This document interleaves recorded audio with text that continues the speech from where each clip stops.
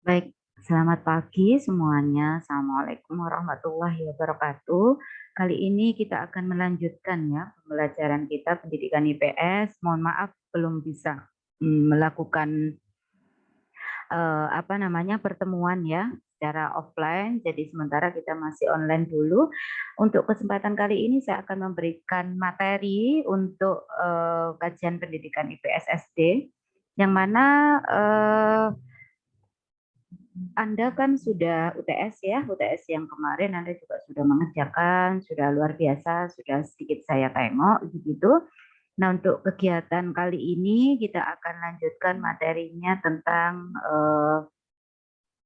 ini. Sebentar saya share dulu ya. Kita akan membahas tentang hakikat pendidikan IPS. Sebentar ya. Baik ini.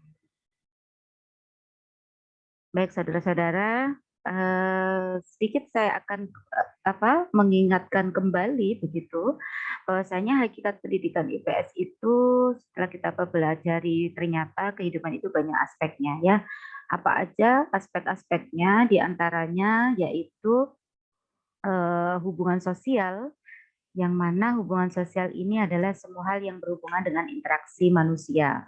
Nah, interaksi manusia ini selain hari interaksi manusia tentang proses, ternyata ada juga sebentar ini ya, ada selain proses ada faktor-faktor perkembangan dan permasalahannya yang dapat kita pelajari dalam ilmu sosiologi seperti yang sebelumnya saya sampaikan ya bahwasanya ilmu ilmu sosial itu sangat banyak diantaranya ada ilmu sosiologi, ada antropologi, sejarah, geografi, politik begitu.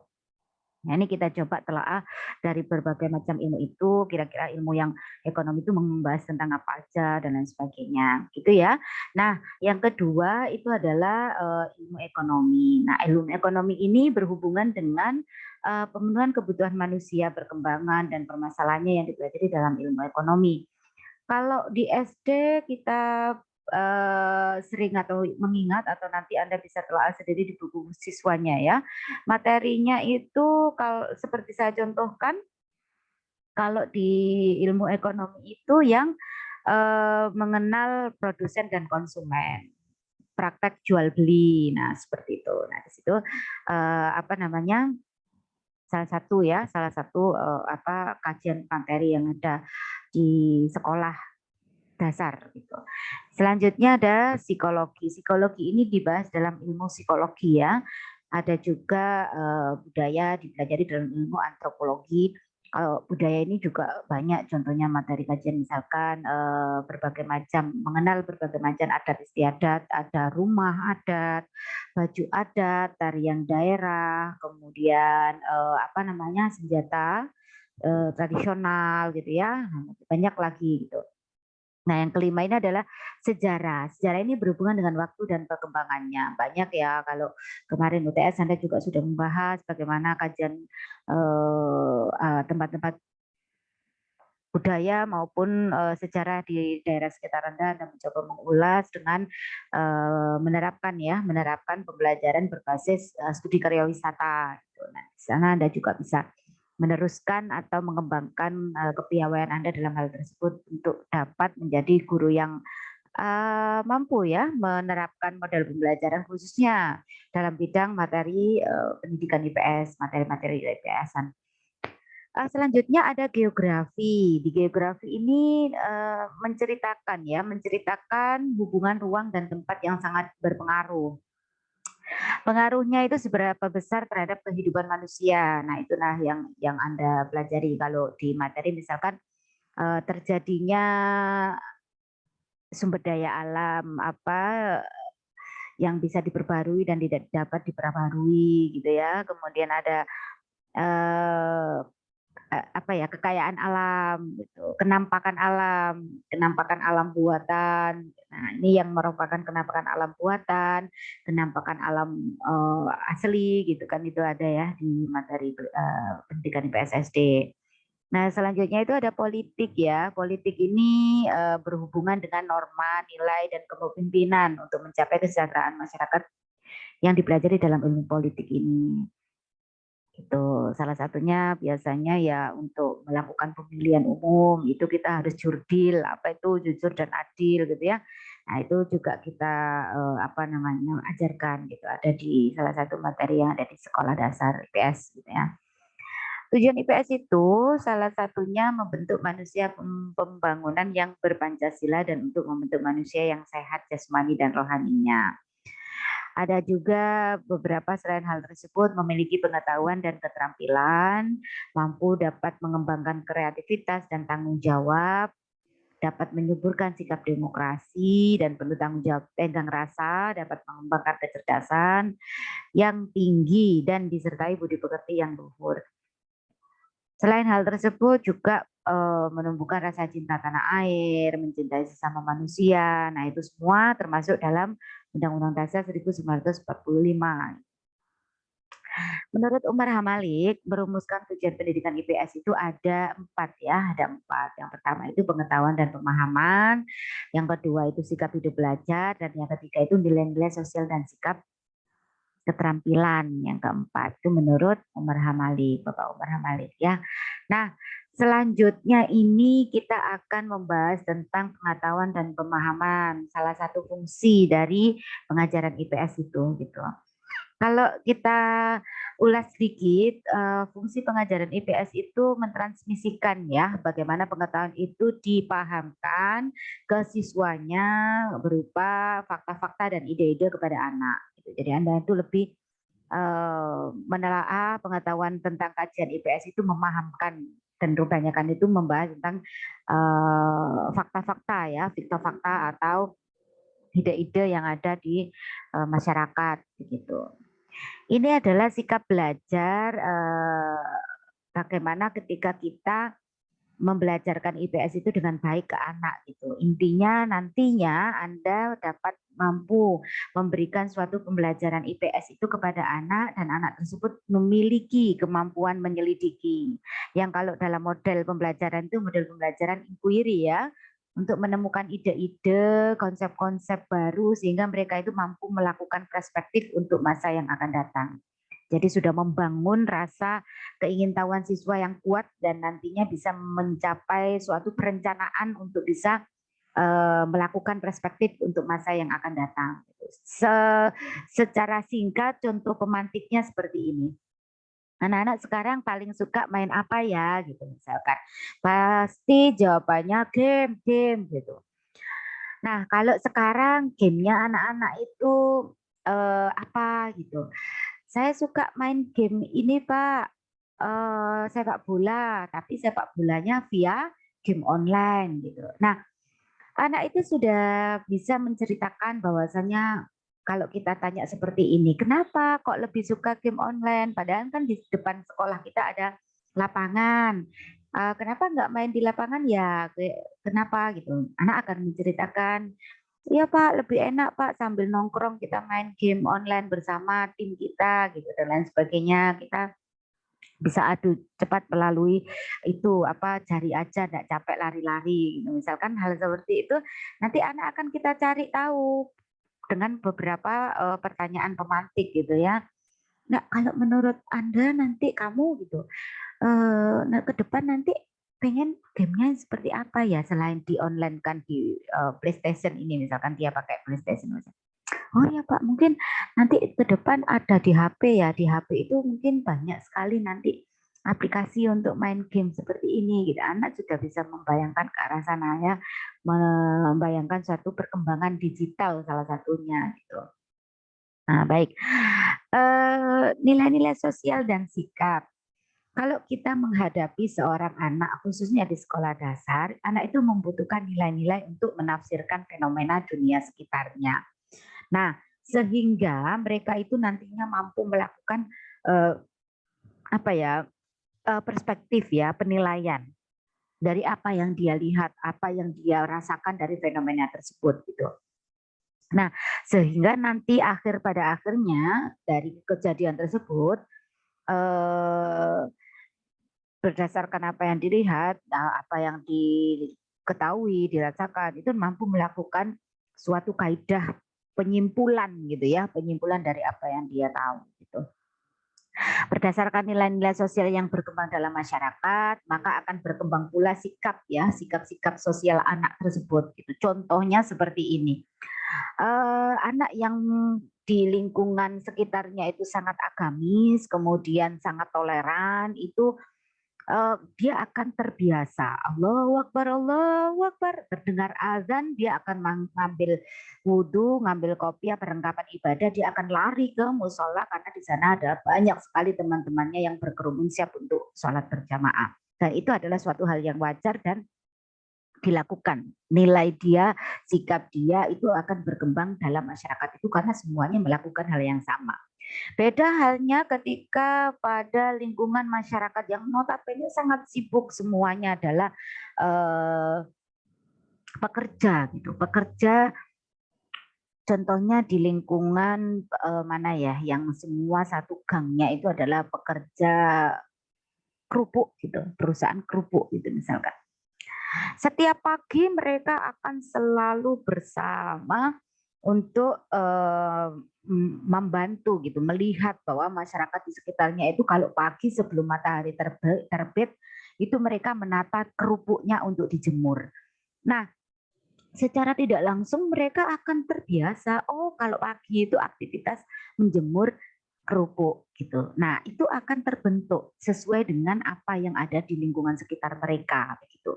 Nah, selain dalam lingkungan, anak itu akan berkembang pula sikap-sikap sosial anak selain dari lingkungan itu dari faktor keluarga, dari masyarakat dan pribadi tingkah laku oleh gurunya. Nah, ini yang paling penting gitu. Contoh ya, ini ekstrim. Di rumah itu keluarganya enggak pernah enggak pernah boso, bahasa Jawanya itu enggak pernah boso. Jadi kalau memanggil itu kon gitu misalkan, "He kon wis mangan apa durung? Ayo," gitu. Bahasa Jawa seperti itu. Kalau misalkan di luar, anak akan terbiasa ngomong kasar seperti itu. "Eh, kon wis mangan apa durung?" gitu. Misalkan ke gurunya bahkan, ke gurunya. "Bu, kan wis mangan durung, Bu?" Nah, gitu. Padahal bahasa tersebut itu kan sangat tidak sopan ketika kita lakukan atau kita lontarkan ke guru gitu atau orang yang lebih tua. Tapi mereka nggak tahu, apalagi kelas 1. Mereka tidak memahami bahwa hal tersebut itu adalah hal yang tidak baik gitu. Sehingga mereka ya fine-fine aja gitu. Atau misalkan seperti ini. Di keluarganya itu kalau makan sambil jigrang, tahu ya jigrang apa ya bahasa Jawa mendongkrong gitu ya. Nah, itu hal yang biasa dilakukan gitu. Padahal kalau etika itu kan tidak sopan gitu, kalau di tempat umum. Nah, ketika dia di tempat umum dilakukan gitu. Karena hal biasa yang dilakukan juga faktor keluarganya juga kalau melakukan ya seperti itu. Kebiasaannya juga seperti itu sehingga mereka juga fine aja melakukan hal seperti itu gitu. Dan akhirnya juga dilakukan dengan cara yang sama dimanapun dia berada dan dirasa itu adalah hal yang sangat wajar gitu. Itu yang pertama. Contoh lainnya ini di pribadi atau tingkah laku guru sendiri gitu ya. Nah, guru ketika di sekolah, apalagi di sekolah dasar, apalagi kelas rendah yang notabene itu kan kelas rendah itu kan peniru ulung ya, peniru banget gitu. Dia suka meniru, sangat suka meniru dan gampang untuk belajar meniru apa yang dilihat dan apa yang diamati gitu ya. Nah, itu akan membentuk perkembangan nilai-nilai dan sikap anak. Gitu. Wali kelas, kalau di SD itu kan wali kelas. Wali kelasnya itu energik, kreatif gitu. Ya siswanya akan meniru gitu secara tidak langsung siswanya akan kreatif, energik juga.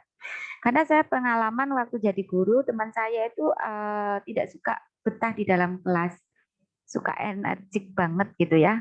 Ketika waktu sebelum masuk gitu anak-anak disuruh lari ke lapangan, jogging, kemudian sit up, push up, kemudian ya banyak sekali aktivitas fisik yang akan dilakukan sebelum masuk kelas.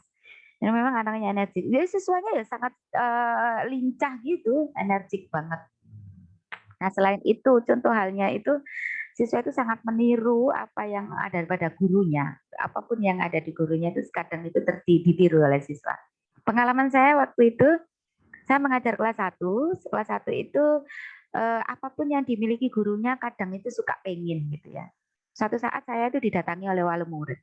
Wali murid itu ke saya, Bu Zetri, saya mau tanya, Bu Zetri itu beli, tempat pensilnya di mana ya? Kan saya kaget gitu kan, saya kira ada apa gitu ya, wali murid datang, entah itu mau membicarakan tentang anaknya atau apa gitu, atau mau bayar gitu kan, nggak zaman dulu kan bayarnya ke wali kelas gitu.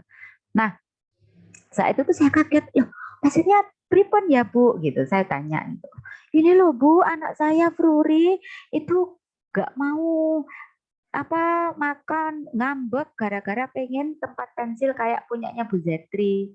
Kemarin sudah satu malam itu saya muter di pasar itu enggak nemu gitu.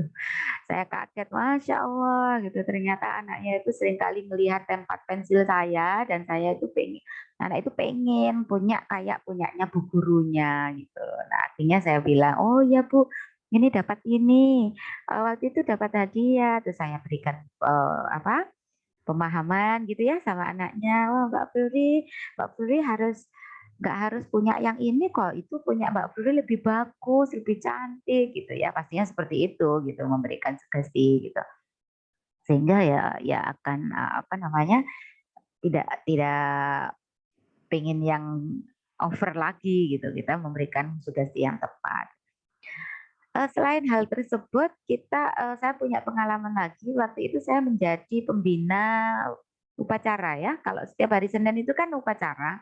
Nah, upacaranya itu kan ini ya, setiap hari Senin. Nah, waktu itu saya itu karena hari Minggu itu habis jalan-jalan ke mall, terus saat itu lagi booming pakai henna, henna yang digambar di tangan itu ya, yang dilukis dengan pacar itu.